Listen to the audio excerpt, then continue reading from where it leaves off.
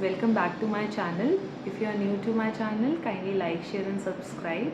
So आज जो मेरा टॉपिक है वीडियो का वो इकोलेलिया के ऊपर हम बात करेंगे। इकोलेलिया एक बहुत ज़्यादा कॉमन प्रॉब्लम है, तो मुझे बड़े सारे क्वेश्चंस आ रहे थे इकोलेलिया से रिलेटेड कि मैम उसके ऊपर आप एक वीडियो बनाओ। तो मैं आपको अपने बारे में बताती हूँ कि मैं एक स्पेशल एजुकेटर हूँ, पेरेंटिंग काउंसलर हूँ और मेरा एक बेटा का डायग्नोसिस हुआ था ऑटिज्म एंड ADHD जब वो 2.5 ईयर्स का था। एंड नाउ वो पूरा वर्बल है, इंडिपेंडेंट है और वो मेन स्ट्रीम स्कूल में जाता है। सो इकोलेलिया के बारे में हम समझेंगे कि इकोलेलिया का मीनिंग क्या होता है और इकोलेलिया को हम कैसे कम कर सकते हैं। सो इकोलेलिया बेसिकली रेपिटेटिव पैटर्न होता है किसी एक चीज़ को रिपीट करने का।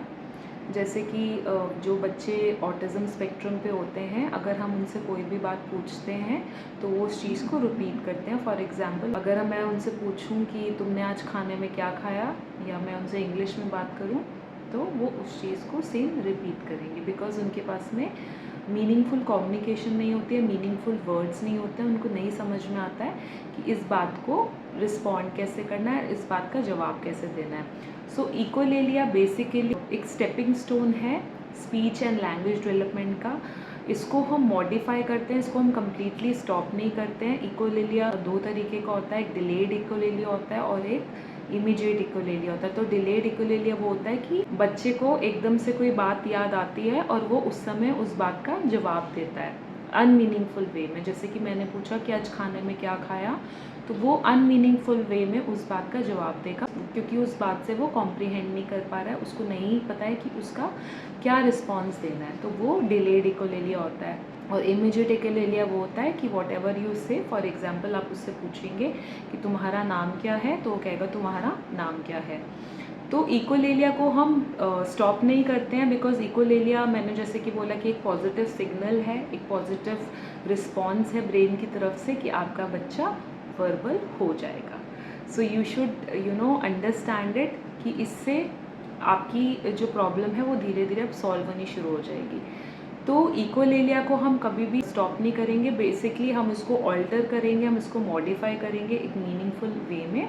जब भी आप बच्चे से वो क्वेश्चन पूछ रहे हैं कि व्हाट इज़ योर नेम, तो बच्चा व्हाट इज़ योर नेम को जवाब देगा सेम वे में, मतलब बच्चा व्हाट इज़ योर नेम ही बोलेगा। तो आपको अपनी वॉइस मॉड्यूलेशन को ध्यान में रखना है, आपको व्हाट इज़ योर नेम बोलना है सिंपल वर्ड्स में। आपको बच्चे के पीछे नहीं पड़ना है, बताओ बताओ व्हाट इज़ योर नेम, बताओ थोड़ा सा बताओ, आधा बताओ, ऐसे नहीं करना है। आपको व्हाट इज़ योर नेम बोलना है, ठीक है, लो पिच में। और आपको फिर बोलना है, अगर बच्चा जवाब नहीं दे पा रहा उसको रिपीट करता है, माई नेम इज़ हृदय, ओके। तो आपको अपनी उस पिच पे आंसर देना है, मतलब हाई पिच पे। तो हाई पिच का मतलब क्या होता है कि बच्चा उसी पे फोकस देगा, तो बच्चा उसको आपके साथ में रिपीट करेगा। या दूसरा आप विजुअल कार्ड्स का यूज़ कर सकते हैं, उसको चॉइस दे सकते हैं कि जैसे कि सपोज फॉर एग्जांपल मैं पूछती हूँ कि आज तुमने ब्रेकफास्ट में क्या खाया, तो बच्चा क्या बोलेगा, आज तुमने ब्रेकफास्ट में क्या खाया।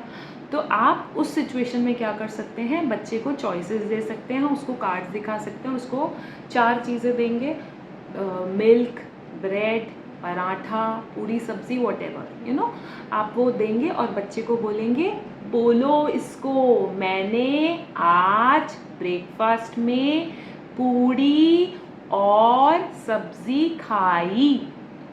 तो ये एक तरीका होता है काम करने का।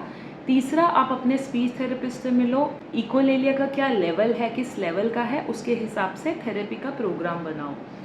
चौथा जो मुझे लगता है कि काम करता है वो ये है कि आप बात को एकदम शॉर्ट रखें, ठीक है, और स्पीच को इन्हांस करने वाली चीज़ों को यूज़ करें जिससे कि स्पीच डेवलपमेंट में आपको हेल्प मिल सके। Start labelling each and everything at home, vocabulary को इंक्रीज़ करो और उसको बढ़ाओ ताकि जो शब्दों का ज्ञान है वो बच्चे के दिमाग में बढ़ता चला जाए और उसको पता चले कि मुझे किस शब्द का, किस वर्ड का मुझे किस जगह पे उपयोग करना है। ये एकदम नहीं आएगा, इसके लिए कांस्टेंट प्रैक्टिस चाहिए, पेशेंस चाहिए।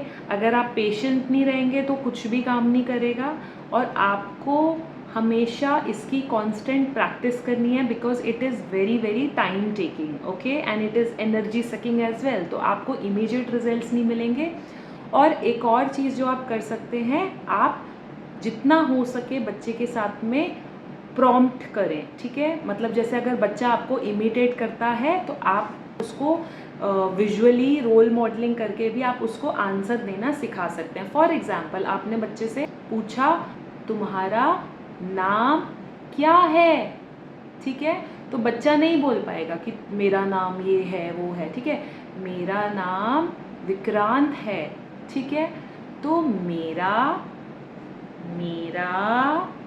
नाम विक्रांत है। तो आपको अपने लिप मूवमेंट्स उसको दिखाने हैं, और जब आप उससे बात कर रहे हैं तो आपको आई कांटेक्ट मेंटेन करके रखना है। अगर आई कांटेक्ट नहीं होगा तो वो आपके लिप मूवमेंट्स को ऑब्जर्व नहीं कर पाएगा, और अगर आई कांटेक्ट मेंटेन रहेगा तो वो लिप मूवमेंट्स के थ्रू भी लर्न कर सकता है। तो ये जब आप प्रैक्टिस करते हैं, आप रोज़ प्रैक्टिस करते हैं, और ज़्यादा से ज़्यादा घर में चीज़ों को इंटरैक्टिव बनाइए। मतलब इंटरैक्टिव इन द सेंस कि आप घर की जितना भी सामान है, देखिए स्पीच थेरेपी एक चीज़ है। स्पीच थेरेपी क्या है कि हम बच्चों को बुक से सिखा रहे हैं, हम बच्चों को कार्ड्स को, आप बच्चे की जो लर्निंग है उसको इन्हांस करो रियल ऑब्जेक्ट्स के साथ में, रियल पिक्चर्स के साथ में। घर में छोटा मोटा सामान होता है, पहले की किचन से ही स्टार्ट कर लो, किचन की चीज़ों के बारे में बताओ, फ्रूट्स के बारे में बताओ, वेजिटेबल्स के बारे में बताओ, कलर्स के बारे में बताओ, शेप्स के बारे में बताओ। फिर जो चीज़ें हैं जो हमने सिखाई है उसको मीनिंगफुल किस तरीके से बनाना है वो आपको सोचना है, ठीक है। जो चीज़ें हैं उसको एसोसिएट करना सिखाओ, एसोसिएशन, ठीक है। दूध भी पी रहा है बच्चा, वाह, दूध हमें कहाँ से मिलता है, दूध हमें काऊ से मिलता है। तो ऐसे क्या होता है, बच्चे की जो कॉग्निटिव स्किल्स होते हैं वो स्ट्रॉन्ग होते हैं, बच्चे के स्पीच लेवल्स इन्हांस होते हैं, लैंग्वेज का डेवलपमेंट होता है। और इकोलेलिया कोई बीमारी नहीं है, कोई प्रॉब्लम नहीं है। In fact this is a very good news कि आपके बच्चे का इकोलेलिया डेवलप हुआ है, तो इसका मतलब ये है कि स्पीच आएगी ही आएगी। तो ये एक पॉजिटिव सिग्नल है, इसको आपको स्टॉप नहीं करना है, बट आपको इसके लिए ऑल्टरनेटिव ढूंढना है, आपको इसको मॉडिफाई करना है इनटू मीनिंगफुल लैंग्वेज। तो मैंने ये शॉर्ट बनाया था, बहुत सारी चीज़ें जो मैं आपके साथ शेयर करना चाहती हूँ। तो stay tuned, and if you like my channel kindly share it, ठीक है, उसको बहुत सारा शेयर करना है, सब्सक्राइब करना है, and keep watching my videos. Have a great day and wish you lots of luck and lots of power.